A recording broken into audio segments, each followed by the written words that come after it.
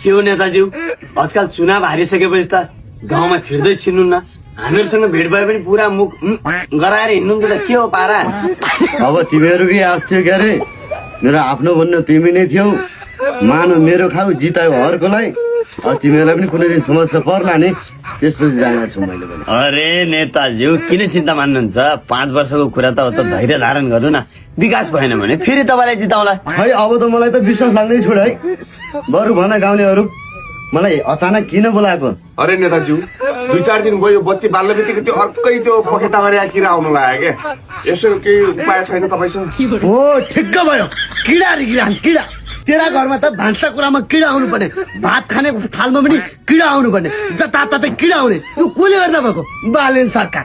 उ बेला बालेनलाई खुब खट्टी टिने भन्दै भोट हालेको थियो नि, अहिले देख्यौ किडा। बालेन कति फटा मान्छे यहीँबाट प्रष्ट हुन्छ। भोट त मलाई हाल्नु पर्ने हो नेताज्यू, तपाईँले सही भन्नुभयो। पोहोर साल यस्ता किरा आउँथेनन् के, अहिले बालेनले जितेदेखि यस्ता किरा आउन थाले हुन्। अब हेर्नु नेताज्यू, पोहोर सालको भन्दा अहिले बहुत गर्मी छ, यसलाई पनि के नियन्त्रण गर्नु पर्यो के? म नियन्त्रण किन गरौँ?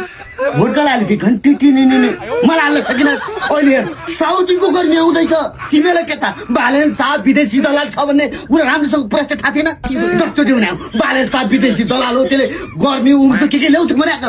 मान घन्टी टिने खायौ, देख्यो गर्मी त यस्तो बाबु। अर्को महिनाबाट तिमीहरू पाक्दैछौ। नेताज्यू, यो कुरा त मैले माने है, तपाईँको कुरा इच्छा अहिले मलाई चित्त बुझाएको छ।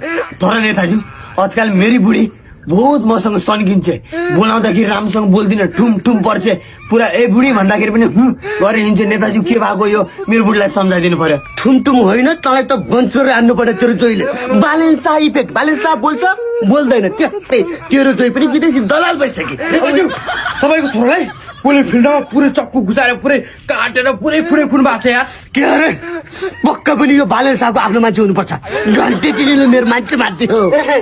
देख्यौ नि केटा, यो घन्टीलाई भोट हालेर आसमालाई जिताएर अहिले यस्तो गर्मी सर्मी भइरहेछ, पुरा के नराम्रो भइरहेछ, बुझ्यौ नि? अब हाल्ने होइन तिनीहरूलाई।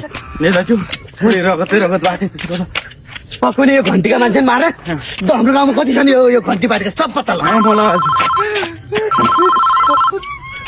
हेलो बुढी भन्दा बुढा, यहाँ सत्यनारायणको पूजा लगाएको पाहुन बाजेले पुरा त्यो तपाईँको घन्टीले बिगाउनु भएको नि, के बजाउने हो? तेरा बाको तालु बजा। घन्टी सन्टी दाम नलौ मेरो अगाडि।